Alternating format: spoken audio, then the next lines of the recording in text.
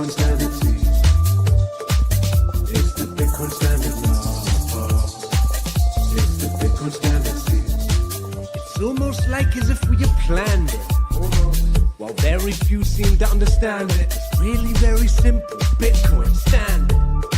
It's like underhanding the underhanded, the advantage over the archlords, the last laugh, because that is what is standard. The grand plan and also the greatest work, returning of us, valuing all of our time for the value we make it worth. Gone are the days of us opening paper purses, handed away, hodling tight, counting the days to hyper-Bitcoinization world.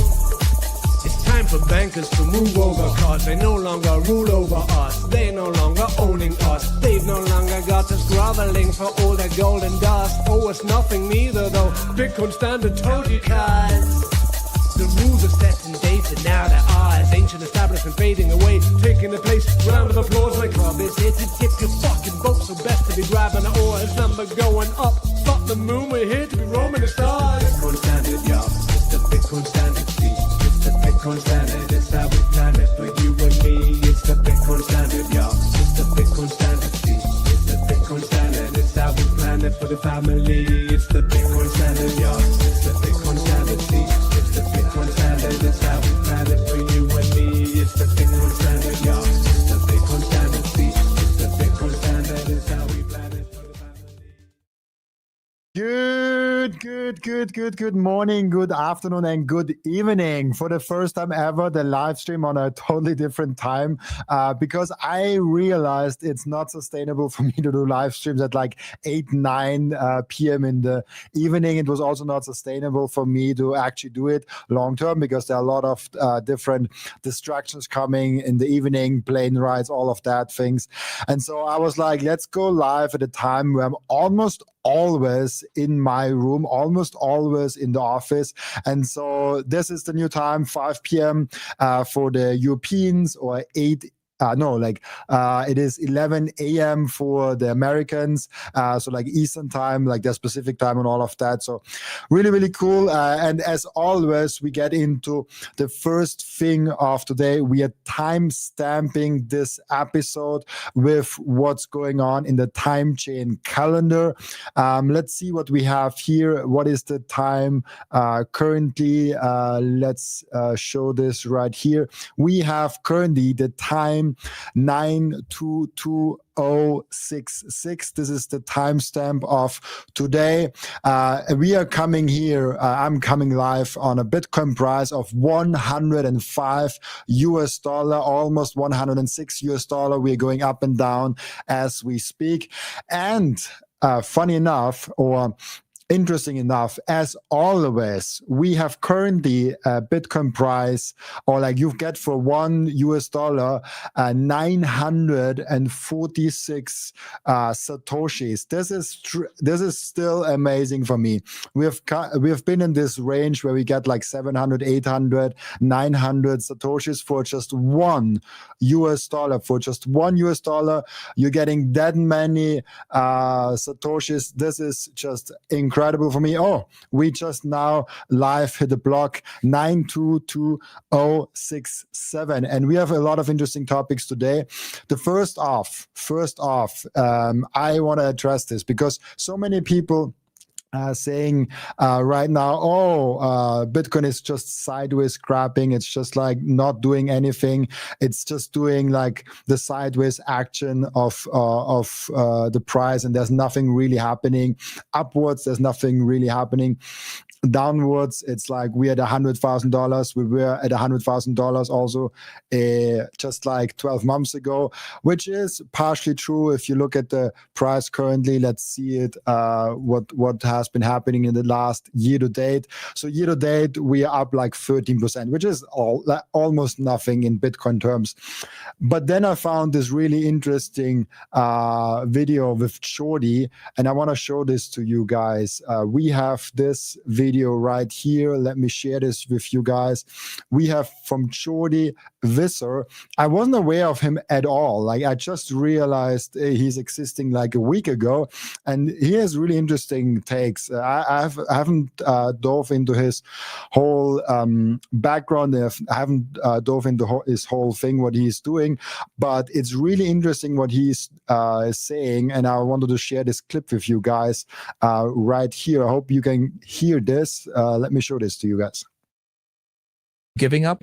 What's your read on Bitcoin, and are you giving up? Are you walking away? No, so a couple things. Just freeze frame Jordy's reaction right there. Number one, every possible thing to everyone listening that you would want for Bitcoin is happening right now, meaning the government is supporting things. The financial guardrails are shifting. We've got news after news every single day about the financial guardrails becoming more digital economy. It's things that are necessary for the network effect.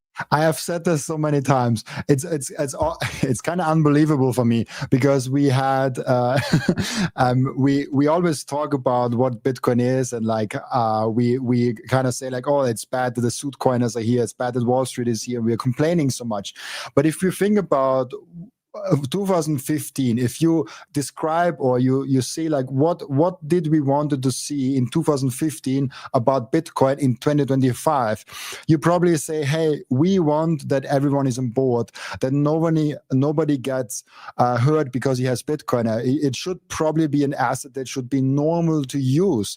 It should be normal for a company to buy Bitcoin, because if you are Bitcoin and you have a company, you want to buy Bitcoin with your company. That should be a normal thing. If you have a pension fund and you cannot get out of it, you want to buy Bitcoin with that pension fund, or Bitcoin derivatives, like something that is close to Bitcoin. And so it's very normal that progression that we have towards Bitcoin being in every single asset and being in every single hand.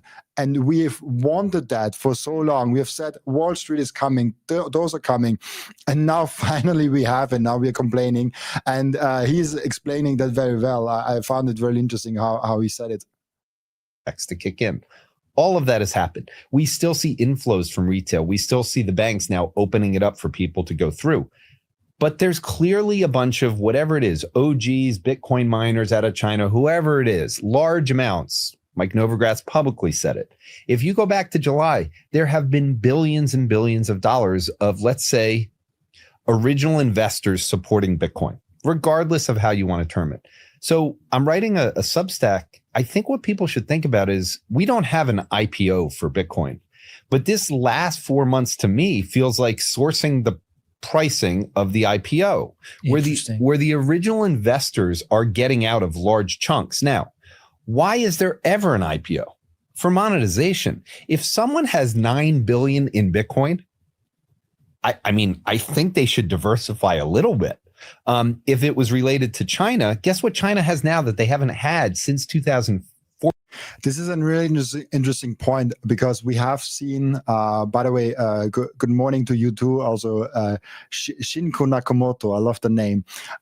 So this is a really good, interesting point from Jordi Visser, who was basically saying, we don't have obviously an IPO of Bitcoin. Like there's not such a thing as going public in Bitcoin, because since the first day, Bitcoin has been a public asset. Since 2009, or maybe you can argue for like 2010, Bitcoin has been a publicly available asset in the sense that everyone can buy it, in the same sense that a public stock is available, even like more available. Like Bitcoin is a lot more available than a publicly available stock. And so an IPO, for the few people that might not know, is when a private company goes public on a public exchange, and this is called like an IPO. And so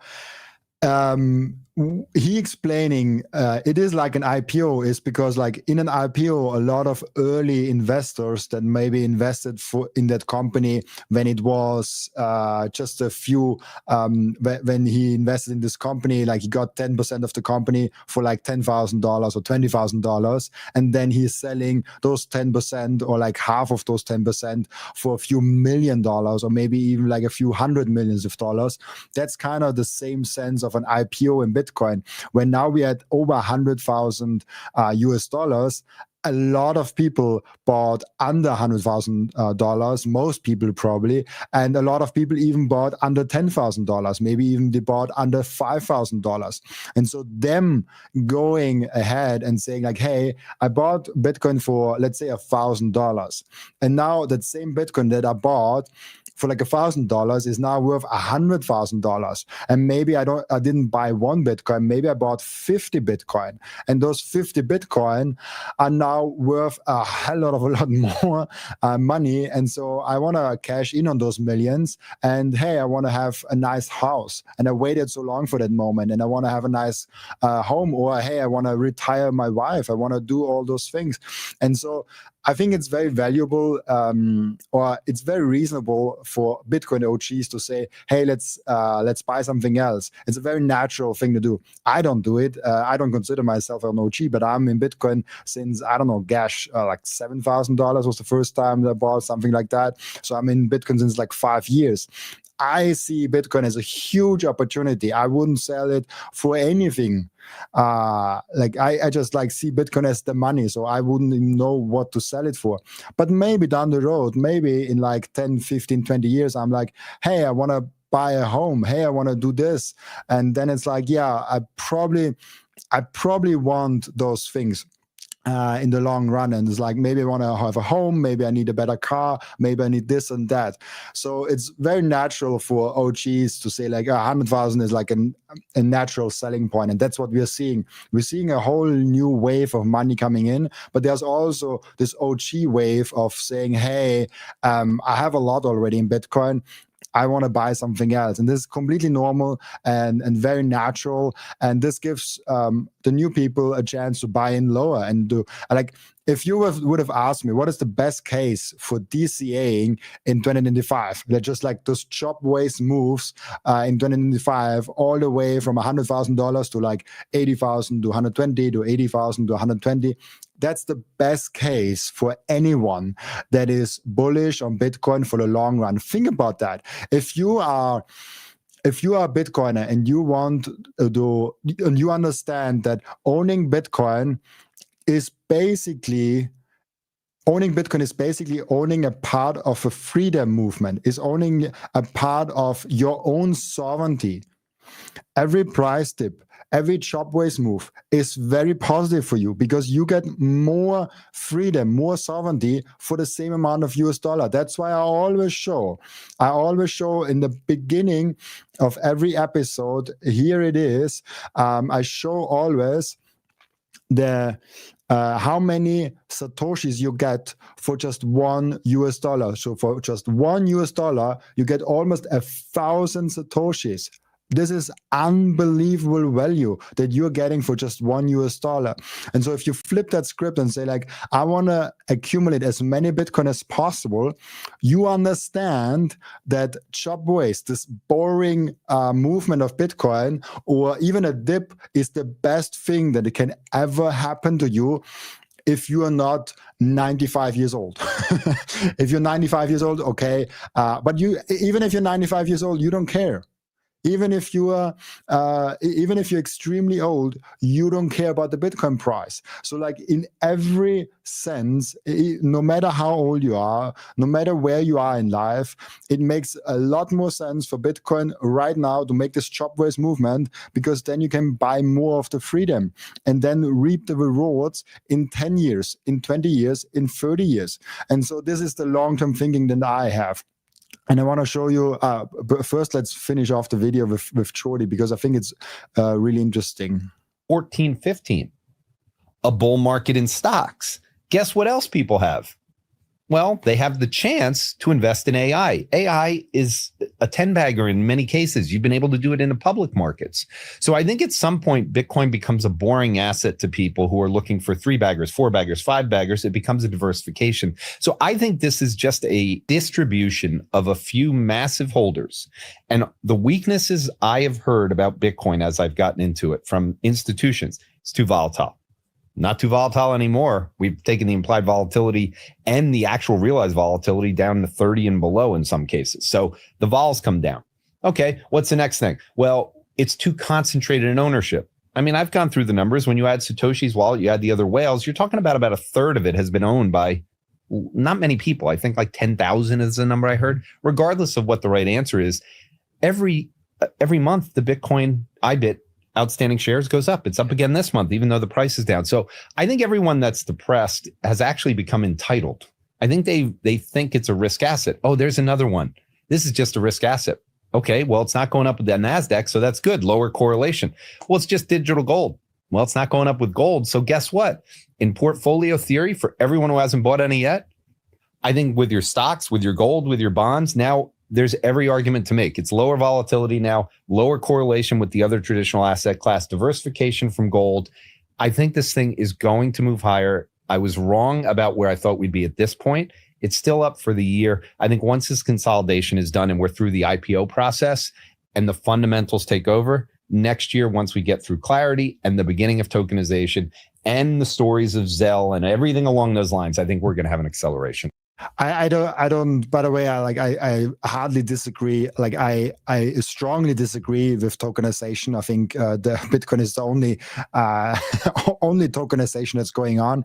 But he raises some interesting points that, and as he writes, he also, Bitcoin isn't broken, it's maturing. I explained why this consolidation is actually Bitcoin's silent IPO in our weekly conversation with Pomp. And so it is interesting to think about what is actually happening currently, and I think the maturing is a better way to look at it than actually Bitcoin broken or like anything, any things of that nature. Now, we have those questions of like, what price will Bitcoin hit in 2025? And we have seen so many discussion points on that. And there is like an interesting side that I always like to look at to see like where the public like kind of views things. Polymarket, you probably heard of it. And so they are listing the probabilities of Bitcoin hitting certain price targets. For example, we have Bitcoin price target likely to hit of $1 million. This is under 1%. So it's very, very, very low likelihood that this will actually happen. Now, $250,000, less likelihood also with just 1%. Then 200,000 with 2%, 170,000, 4%, 150,000. This is interesting because I'll show you some mathematics later on with 11%. And I show you why I think 150,000 for this year is a lot more likely than some people might think. Then we have 140,000, 18, 130, 31, etc., and so on. And so this is really interesting because if we think about, and by the way, this is for January 1st, 2026, so in 58 days and 12 hours, and we have still like about 2 months to this point. Now, when we look at the average performance of Bitcoin, and I've posted that, I think, I don't know, like a day ago, we are now officially entering the highest performing month ever. You think November disappoints like October? That's kind of a question that I raised here. And so October kind of disappointed, and it was not as strong as people think. It was basically like nothing, maybe even like a little bit down, I don't know, but it's basically haven't done a lot. Now we are on average entering the best month in Bitcoin. Now this is just average, there's no guarantee, there's nothing with that, but it's just an average of like, hey, on average in November, Bitcoin has in that season 46% return, and then on average the December one is 4.8%. Now what does this actually mean? This means if we are taking the starting point of $106,000, which we currently have, add the 46% in November, and then add another 4.8% from December, we are looking at $162,000 for this year. Now, this is not 100% not guaranteed. This is just when we look at the averages. And just take the price now and then, like make that forward. What I wanted to show here is that it's likely, that it's still possible, not that it will 100% certainly happen, because we can look at also higher prices. And I made that calculation here that only a few more percent on the November and a few more percent on December, and we're over 200K. That is absolutely not guaranteed. But now the question is also, what does this mean, more importantly, for moving forward for 2026? And this is something a little bit bigger what's going on. I think overall, we are seeing the end of all cycles. I think the whole cycle theory with like we have 4 years where they're 3 years up and 1 year down, it's over. I don't think this will continue. Now, I could be wrong. Maybe 2026 will be a down year. I don't know. But I have a very hard time believing that 2026 will be a down year. Now, there's a few things that are happening in 2026. The first thing is that the corporate adoption of Bitcoin will only accelerate. The only way I see it not accelerating if there is a massive bust of treasury companies. And I don't see it yet. I think there is a problem if we have treasury companies that are buying Bitcoin, and this is the only thing. If they don't have an operational business at all, and they don't have a profitable business at all, and they're just buying Bitcoin, I don't think this is sustainable. But even if this is the case, which with some companies it is the case, they will not be the case for them completely. They will not be the reason why Bitcoin completely fails, like completely goes down in 2026. I think the opposite is actually the case. Corporational adoption, Bitcoin for corporations moving in and bringing the price higher. This is actually the case. What's going on? Then we have even, and I want to show you guys later some clips of Donald Trump in China, which is really interesting. Why I think 2026 will be a way bigger year than we might think it is. Because there's the treasury, the nation states also moving in, and then we have all the consolidation of all the individuals of us plebs going into Bitcoin and really just going in and saying like, we are DCAing, we are not selling, we just keep moving forward. We have a big selling point with the 100,000, but we already had that. As Jordan explained, as I explained, like the big selling points of all the OGs that sold Bitcoin to diversify, to buy a home, to fulfill their dreams, this is already in the past, or like it's currently happening. But in 2026, it will be in the past, and we're going on from there. So I have a very hard time believing that 2026 will be a down year. And there is. And I will just jump now to what's going on with China, because I found it very interesting what Trump said in a recent interview that he did in the 60 minutes overtime. Let's share this tab. Here we go. Now, China's getting into it very big right now. If you want to go after people, you're going to kill that industry, and it'll be very bad. Tremendous number of jobs. I campaigned positively on crypto, very openly. I campaigned. Biden campaigned against it. When Biden found out that I was getting like 100% of the crypto vote, which was a lot, he switched totally, and he went in favor of crypto. Yeah, that's kind of amazing, and it's like, I mean, let's just see that. Like Trump says, China is getting very big into Bitcoin and crypto. Like he always says, crypto. He's a president. Again, I guess he has to say that. I only care about one thing. He said, we will be number one in crypto. It's the kind of industry where you're going to have a number one, and you're not gonna have a number two, which is an interesting sentence he said, because I think this is a huge point of the game theory that he proves. Now, we've talked about the game theory. We have talked about the game theory for so long.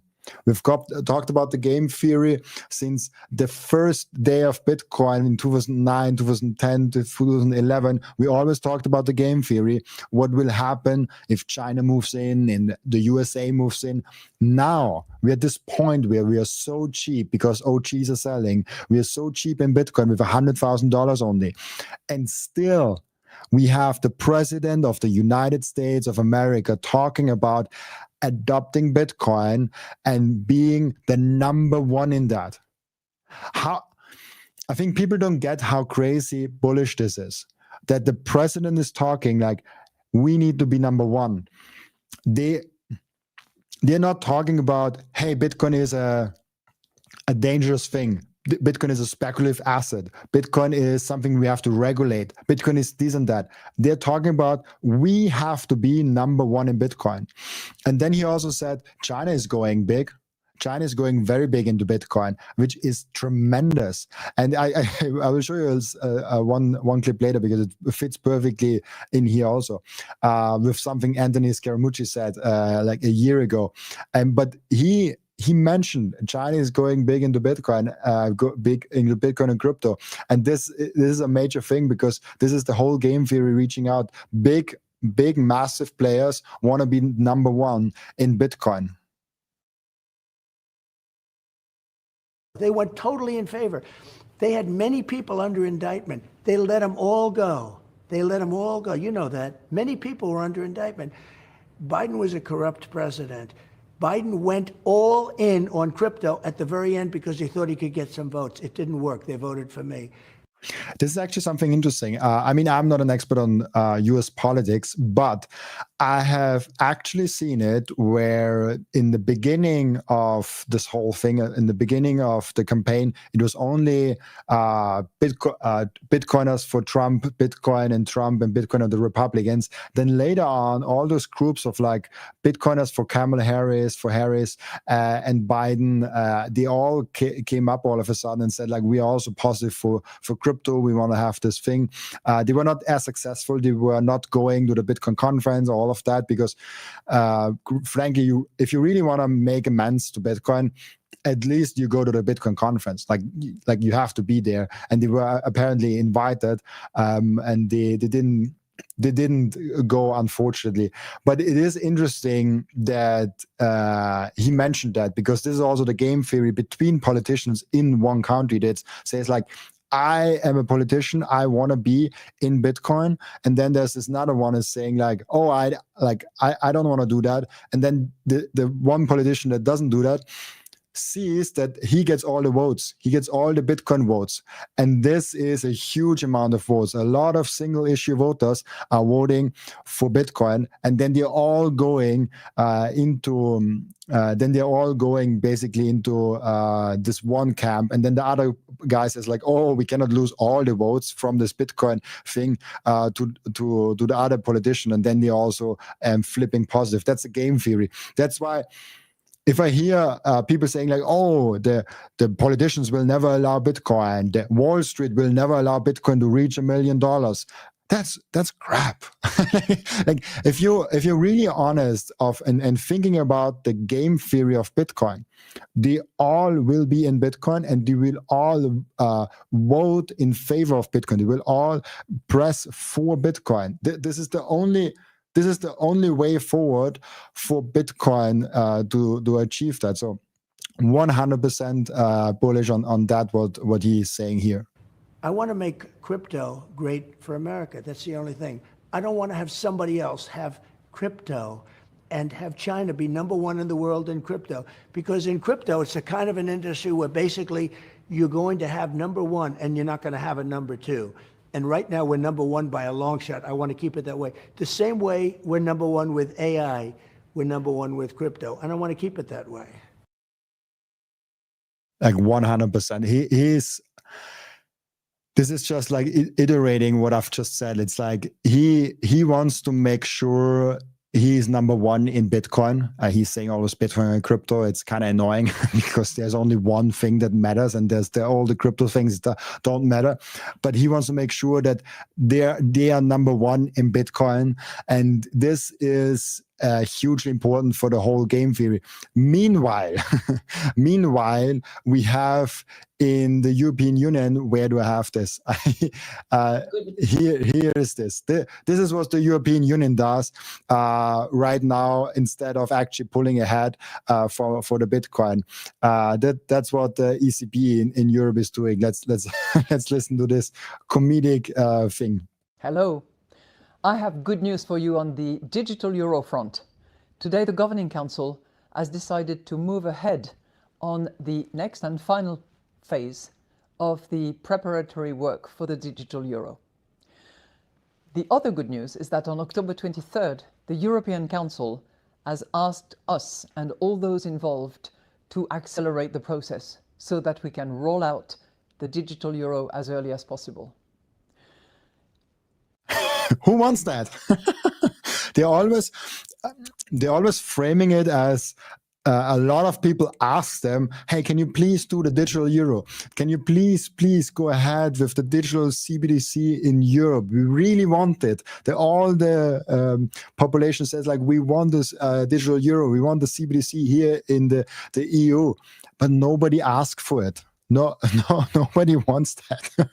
If you ask anyone on the streets, like, do you want the digital euro? Did you vote for that?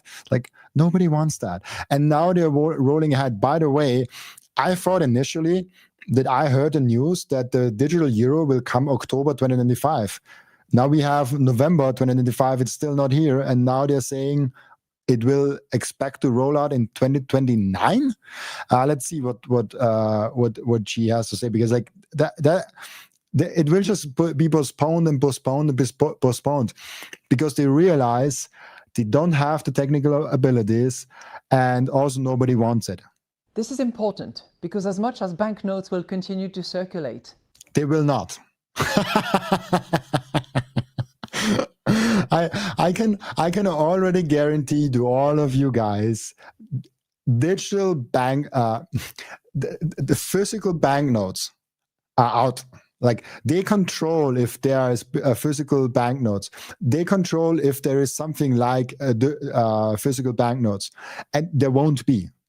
This is a trend that is going on since the last decade, and I love physical cash way more than digital cash, obviously. Like digital CBDCs, digital euros, like whatever we have right now, this is way worse than actually having physical cash, because there's some freedom brought with the physical cash, because you can give it to someone and nobody knows about it. It's completely private. It's still like BS money, but at least it's private. You can give it to someone and nobody knows about it. But they will get rid of it. They completely will get rid of all the physical cash by whatever year. I think probably 2035 is the data I'm looking at. They want to probably get the digital euro in 2029. Then they're saying like, hey, the digital euro. And then they will compare, hey, we have now digital euro as a cash alternative. That's what they're also always saying. Digital euro is like cash. It's the same thing, like private. It's you own it, nobody knows about it. Like, it's fully your sovereign, and so this is kind of really. It's kind of almost frightening when they frame it as digital cash, and then we also have to look at Bitcoin. Then we also have to look at the digital euro. So 2035, I think they're rolling out the digital. 2029, they're rolling out a digital euro, and then I think they get rid of the physical euros probably 2035, latest 2040. It could be way earlier than that, but that's kind of like my conservative estimate of that whole thing. So yeah, let's look into what she has to say further. We want cash to be in the form of digital euro as well, so that you can circulate banknotes and click cash with the digital euro. Why do they want that? Why do they want to make our life so easy? A question to maybe to ask. Why do they want the digital cash alternative? Maybe to no longer have the option to freely circulate money, to completely make cash and money integrated with the government. The thing that we want to separate, government and money, we want to separate those two things. They want to integrate it even further, so there's no way of actually tracking, there's no way that they cannot track us. So there's no cash and there's nothing like that. And they can always track everything that's going on. That's why they really want it. It's absurd. More work is going to be done in the next few months. And if we receive the approval by the European Parliament in the course of 26, we'll be able to pilot the digital euro as of 27. And if the pilot is conclusive and positive, it will be a formal rollout in the whole of Europe in 2029. This is a big project because the euro is our currency, your currency. It brings us together. It's a symbol of trust in our common destiny. So off we go with the digital euro in that next and final phase of the Crazy.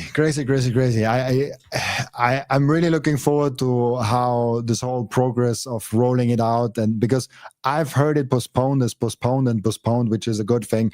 Let's see how successful they are. But my point was basically that they are trying it since the big. They are trying the CBDC route. They're going the socialist route. I think there are two main pathways forward. There's two pathways forward for every government now. The one path forward is the communist socialist path forward, where they control even more. They want to have there's no transparency, no privacy, and they want to control all the aspects of the economy as much as possible. There's rent control. There is a very strict limitation. You need a license for everything. You need a license, that's a big thing, a license for everything. And this is kind of the one way forward with the communist socialist way. And this is the CBDC way. Then there's also the sovereignty way, with the freedom way, where there's less government, where there's less control over the individual, where there's less amount of control over all the actions we take. Do not ask permission for all the things you do. You can just do things, and then you can be successful, the innovative path. And the left part, the kind of the socialist path, is the one for where there's China is in, where there's hopefully not Europe, but we're currently going a little bit in that direction. And so this is the path that I hopefully know that we don't take too much, because this is the path where those governments will lose. And then there's the other path where we are actually winning. And so it's interesting how the UK, for example, or like parts of Europe, want to now go the socialist route. And I think China will always win that game. Nobody will outcompete China when it comes to socialist and communist policies. And so if you want to compete with your country in there, you're probably going to lose. But you will be winning if you have the sovereign way forward, of the freedom way forward. And so it's a small thing, because I do think this is a major thing for Bitcoin moving forward. So I had a comment here earlier. Let's check the comments out a little bit. No hype. I just started buying Bitcoin a month ago and have already done 300 plus hours of research. I just hit 0.0. I think you said 0.01. Yes, you said like 0.01 later on. 0.01. It's not much, but I'm pumped for this journey. You will be surprised how much it is. Like 0.01 Bitcoin is 1 million Satoshis. And I have this big vision that like whatever a dollar right now is will be a Satoshi in the future.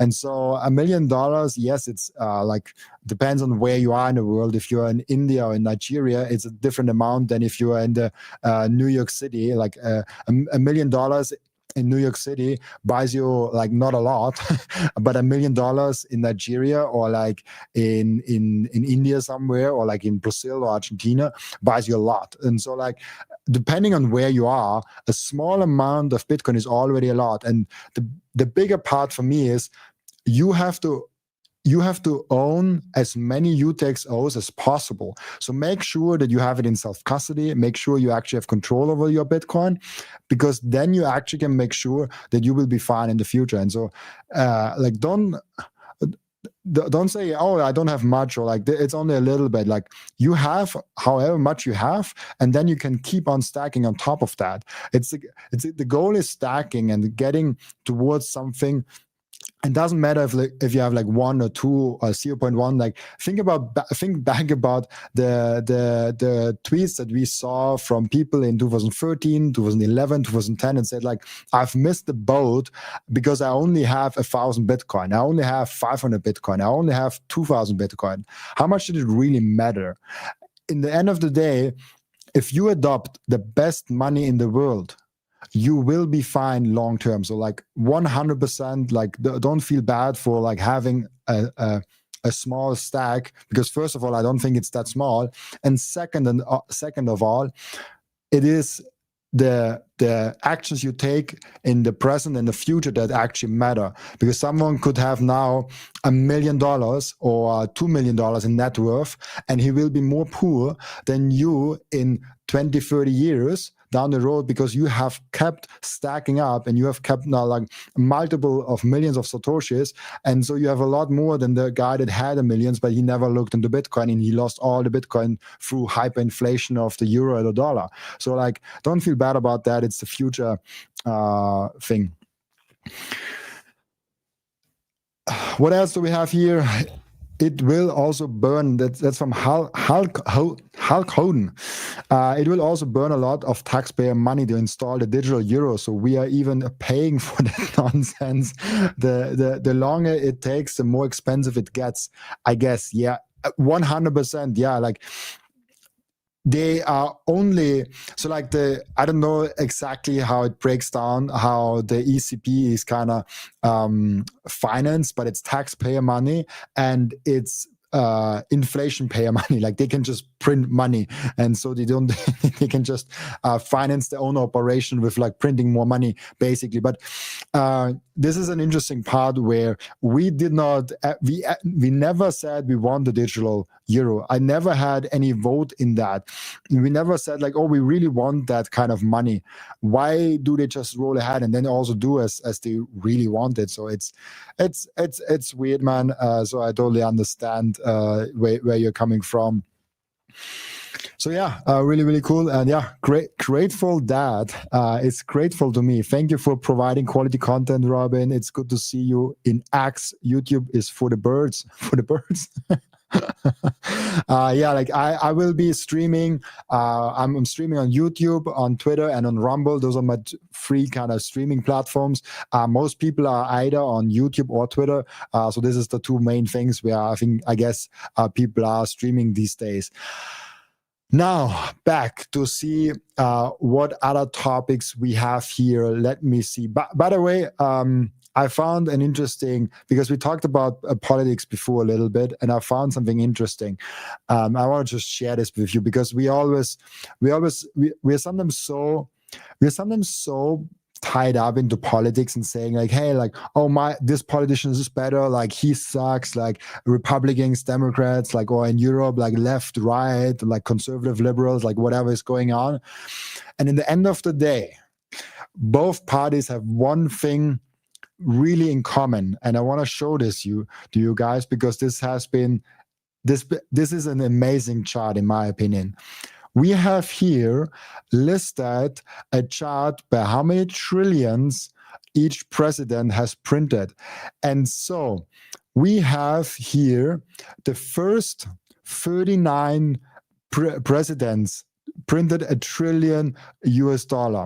Then Reagan printed in 8 years $1.8 trillion.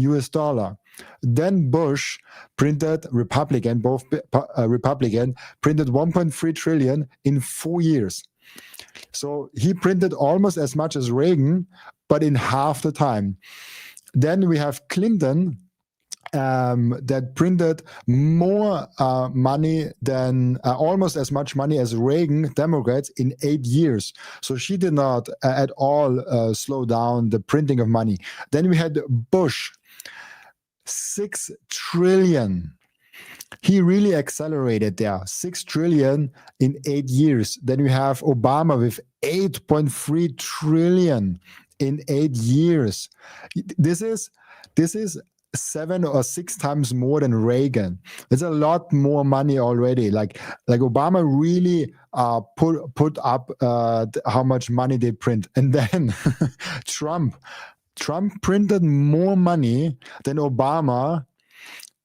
Like Trump printed more money in 4 years than Obama printed in 8 years. And then Biden almost also printed as much money as Trump, not a little bit less. So from 8.4 to 7.6 in 4 years. And then now, obviously, Trump in the first 6 months, so like Trump is just right now in office, $1 trillion US. This shows that it doesn't matter who's in charge. It just doesn't matter if it's Trump, if it's Biden, if it's Obama, if it's Bush, Clinton, whoever is in charge, they're gonna print money. This is the only one thing that's 100% certain. And so I see sometimes this tweet is like, oh, we would have been so effed if someone else would have been president. All of that could be true. Like Biden was very hostile to the Bitcoin industry and also to the crypto industry, and there was a lot of bad things going on. And this stopped with Trump, so he has to get massive credit for doing a lot of great things. Now, I'm not an expert on American politics at all. But the more important point for me is that every president prints a lot of money. And this is the root cause of the central banks are the root cause. And I'm also well aware, even the most well-intentioned president couldn't stop it.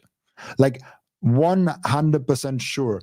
This has nothing, the printing of money has nothing to do with the actual president, because it just goes like that. The system, as Lynn Olin says, nothing stops this train. The printing of money will just go on and on and on. There's nothing anyone can do against that. And I think this is a great chart that shows no matter what you do, no matter who you vote for, no matter how loud we scream or how loud we not scream, they will print money. And the only thing we can actually do against that is buy Bitcoin. That's literally the only thing we can ever do. And now I told you guys about this one video I wanted to show you guys, because I said that Trump said that China is now big into Bitcoin, and I found this just by accident today, that Anthony Scaramucci, and this is the thing here, that Anthony Scaramucci predicts by this time next year that Chinese will be backing Bitcoin, and he said that in 2024, and so this was interesting. And now that the United States is open to this idea, I think it would be impossible to suggest that other countries are not going to do the same thing. And I'm sitting here today in December of 2024.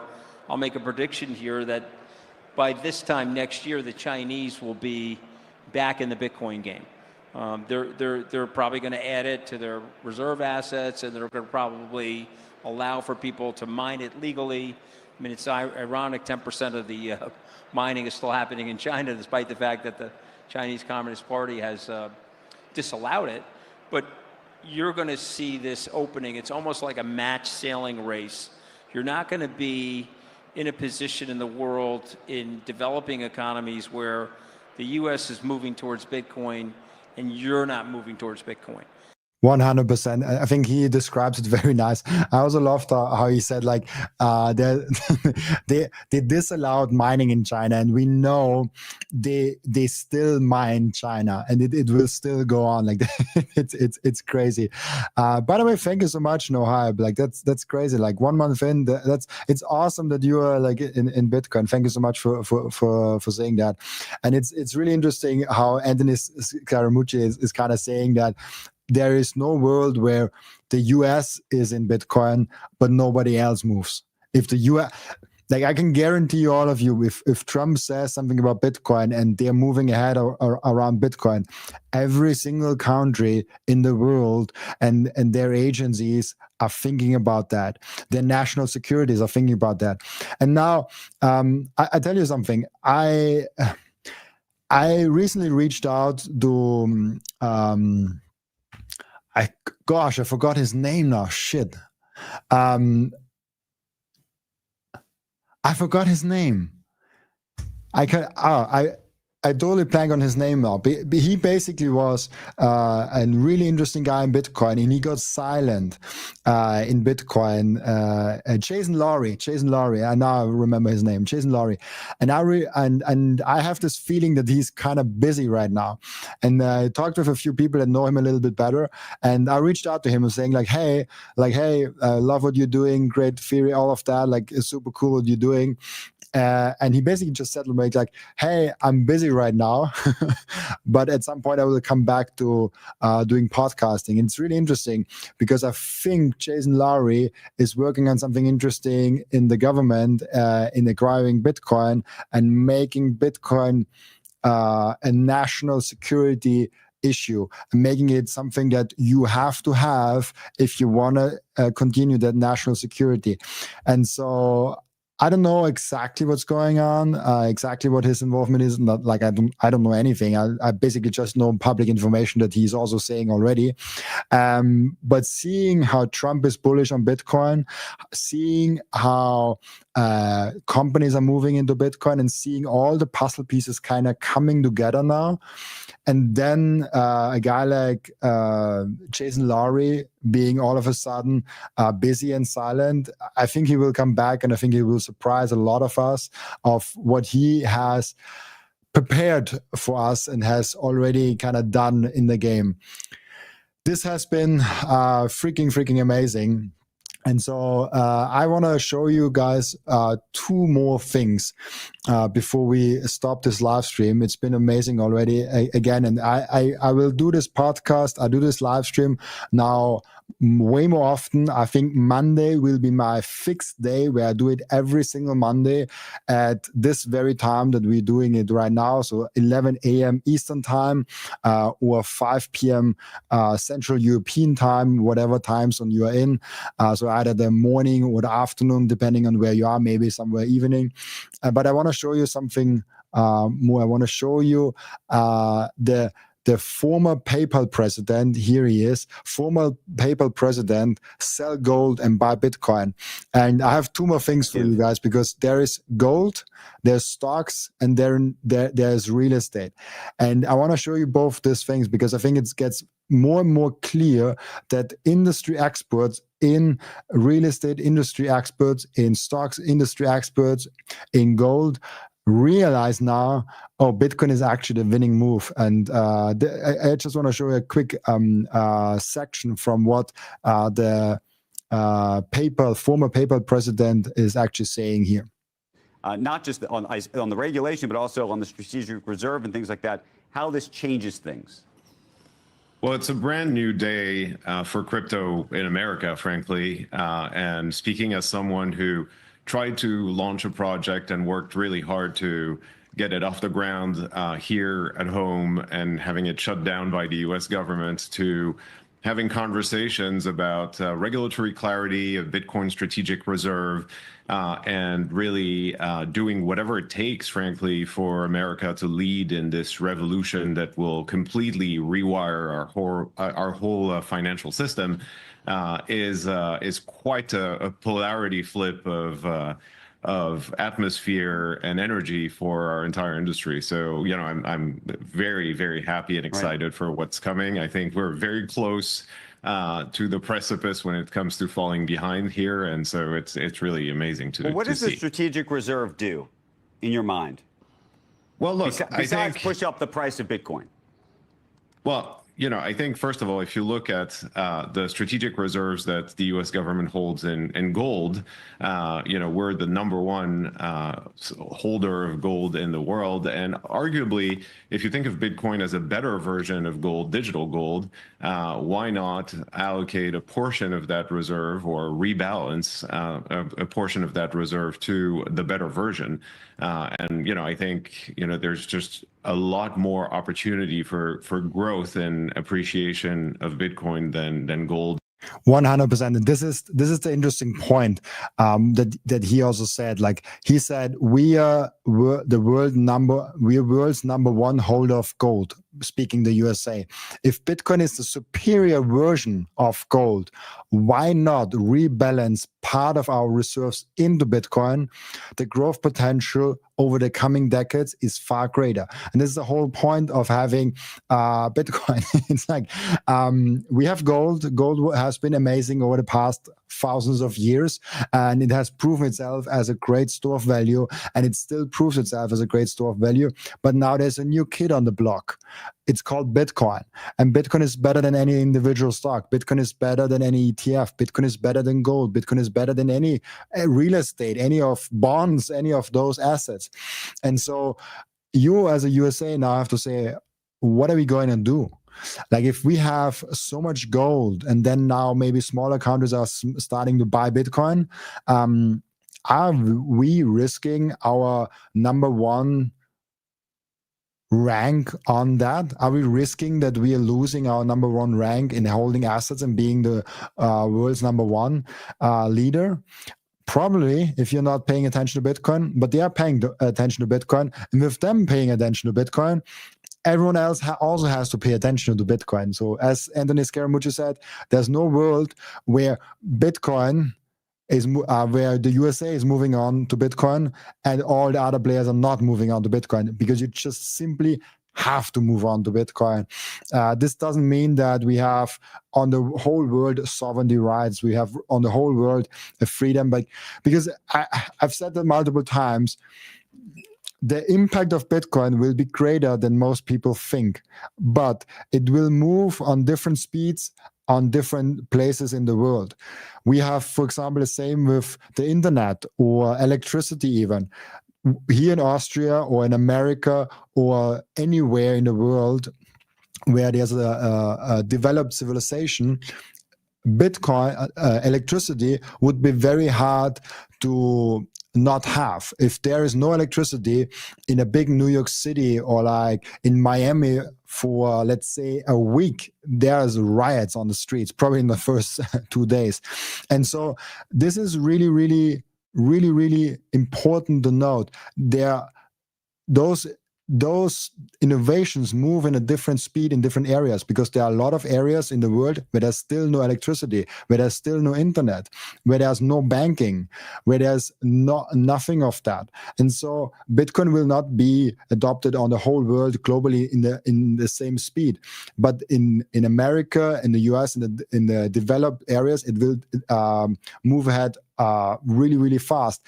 But then there's also this thing where people probably will jump over banking. We've seen this in Nigeria. We've seen this in so many different places where they have peer-to-peer cash, but they didn't have banking. There are people in Nigeria that directly jump from not having any banking accounts directly to Bitcoin, directly to stable coins, directly to this new digital era, and completely overgo banking, because there are more people today that have a smartphone with internet connection than people that have a banking account, which is just crazy for me. So Bitcoin will move ahead in different speeds on different places in this world, and it will make a lot of sense for big players to hold it over time. Oh, hey, Cody is here. Thank you so much for showing up.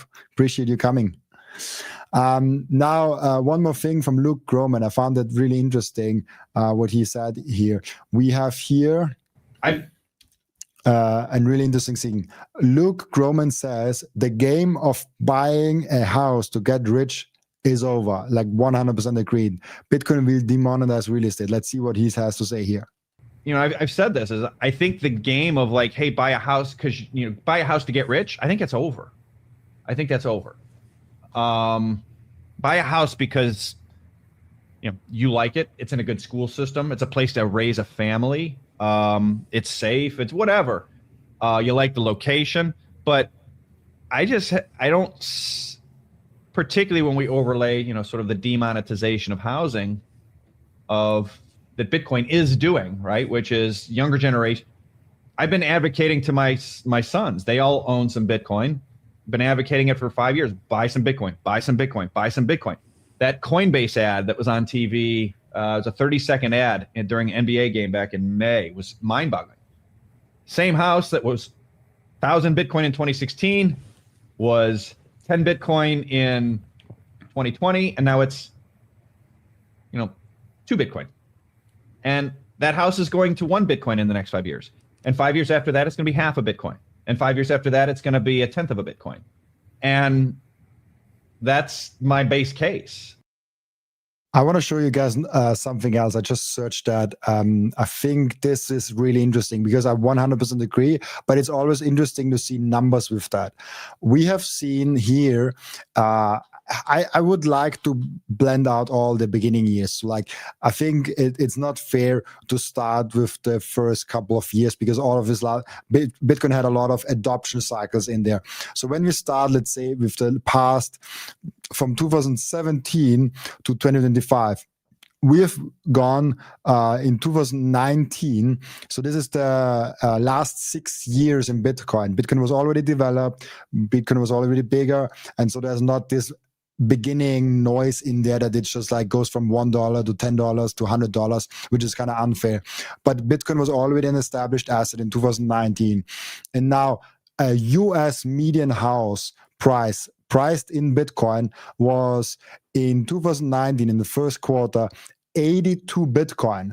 And now it fell down all the way to 7 Bitcoin. It came up to 24 Bitcoin. And now it's just at 4 Bitcoin. And I've already seen it under 4 Bitcoin. So under 4 Bitcoin is the US median house in the US, which is kind of crazy to think about where it falls. It falls from 80 Bitcoin to 4 Bitcoin.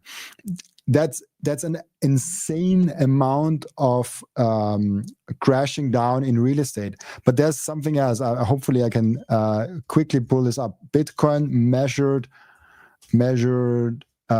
in gold. Let's see if I find that. Is that the chart? Let me quickly see that.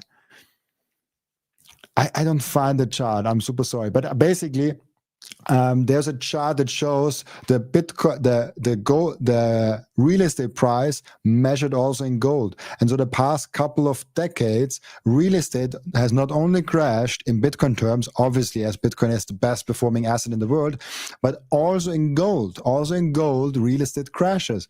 So the game of buying real estate in general to get rich is over. There's a few exceptions. If you have access to extremely cheap loans, for example, 1-2% or something like that of interest rate, maybe even like 3-4% of interest rate, and you can put in not 20% down, but only like 1-3% down, maybe you can outperform Bitcoin because you have such a high leverage position and all of that. But real estate is not high growth. It has a few percent each year that it develops. And then there's also all those risks involved. Real estate, the political risk being the first one, where like maybe the wrong politician moves in your area and kind of screws up your area. We have seen it over and over time.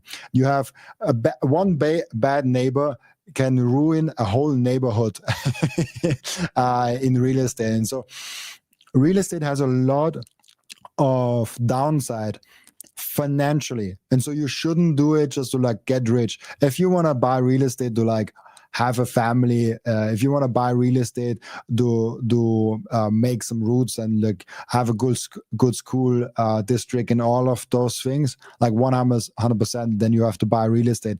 And your best way, because I'm Gen Z, I know most of you guys that are listening here are millennials and older, but I'm Gen Z, and so I'm looking from that lens of, hey, if I want to buy a home right now,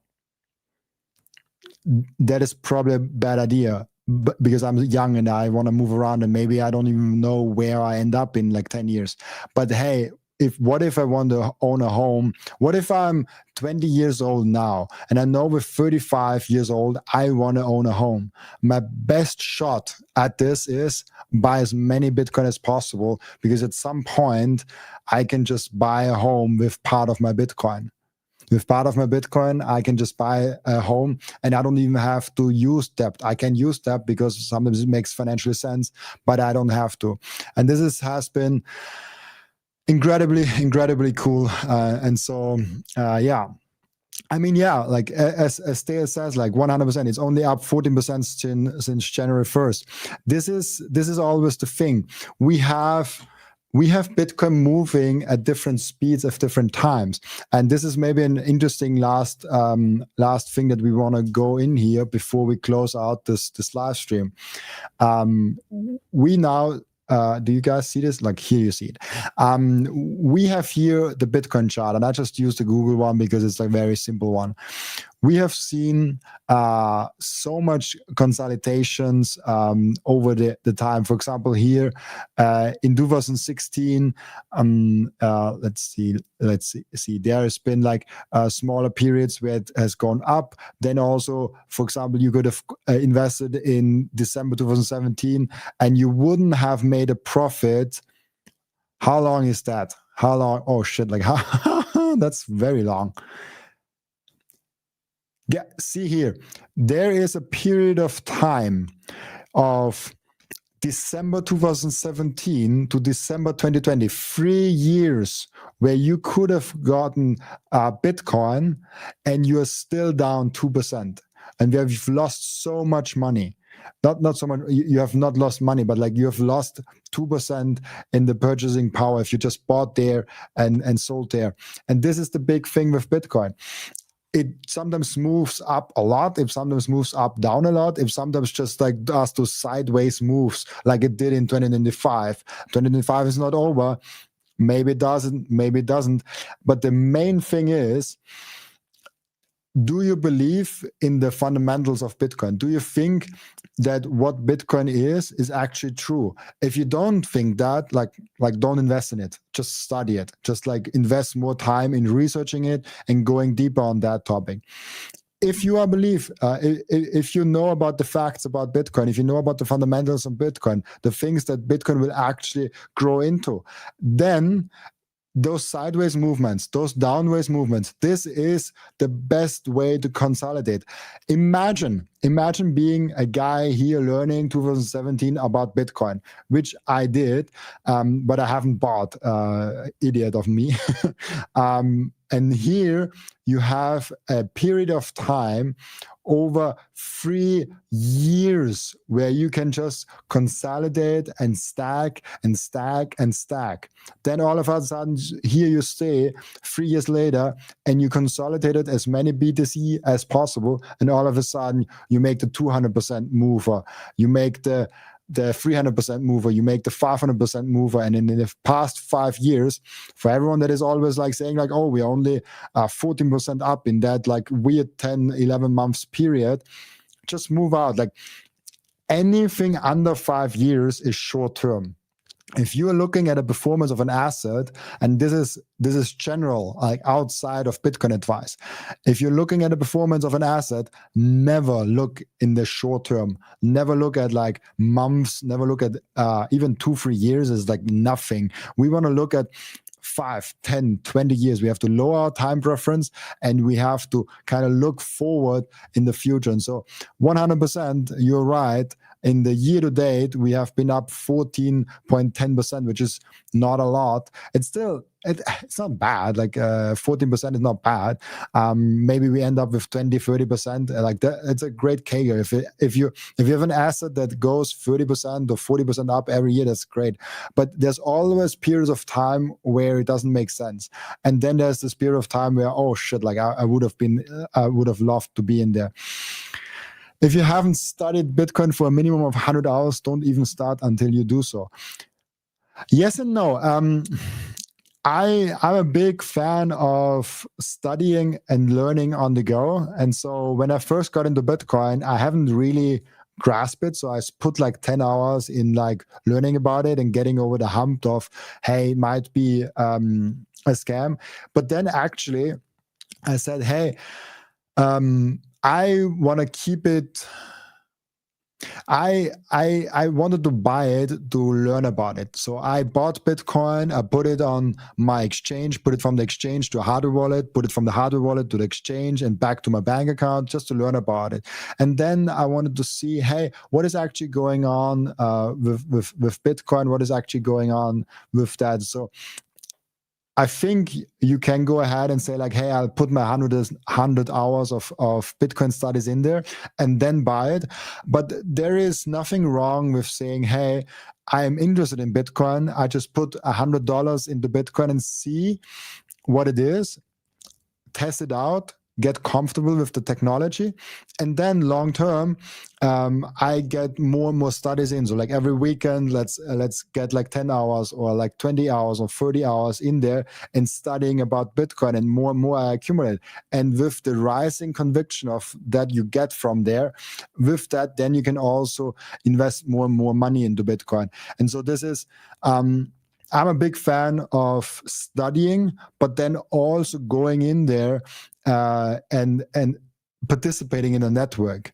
You can get on your phone just like a hot wallet going and do that. So this is really important, that always have an open mind and always make sure that you keep moving forward with your knowledge and with what you're studying.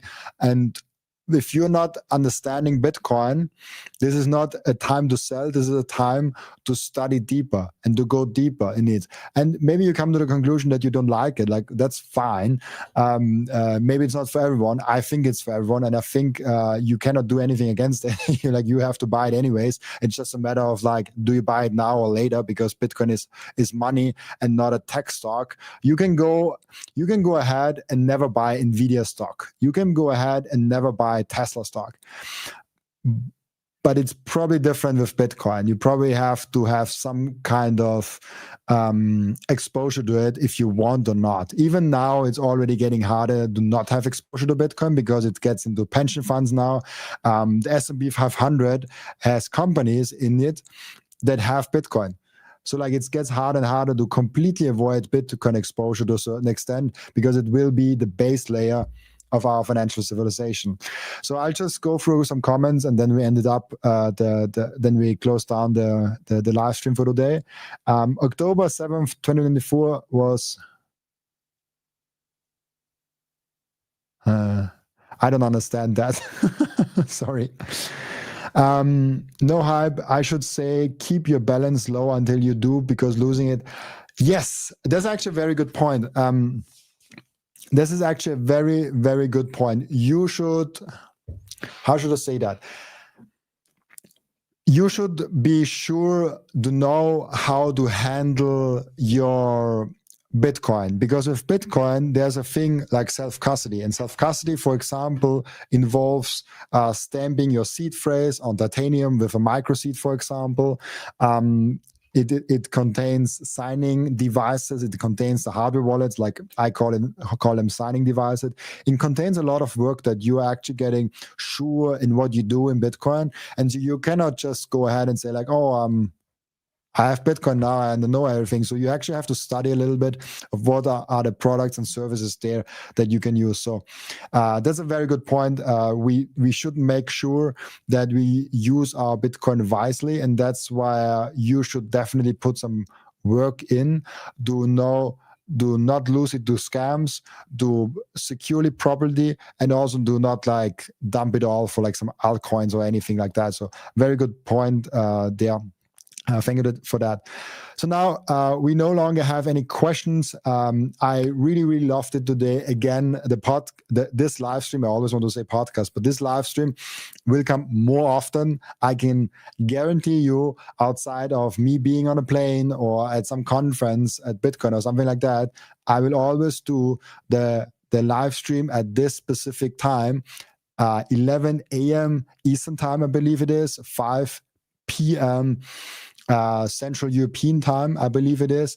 And this is always the time I do it. So from the 1 hour before till now, we're now 1 hour 13 there. So come on by, chat in live. This is my place where I want to talk about what happened in the week, what happened with Bitcoin. And this is really, really cool, where we have a special corner in this in this small internet where we can hang out and have some fun together. So thank you so much for showing by. It's almost like a family, a place for all the Bitcoiners to hang out. So yeah, thank you so much. And I see you all on the next live stream. Bye-bye.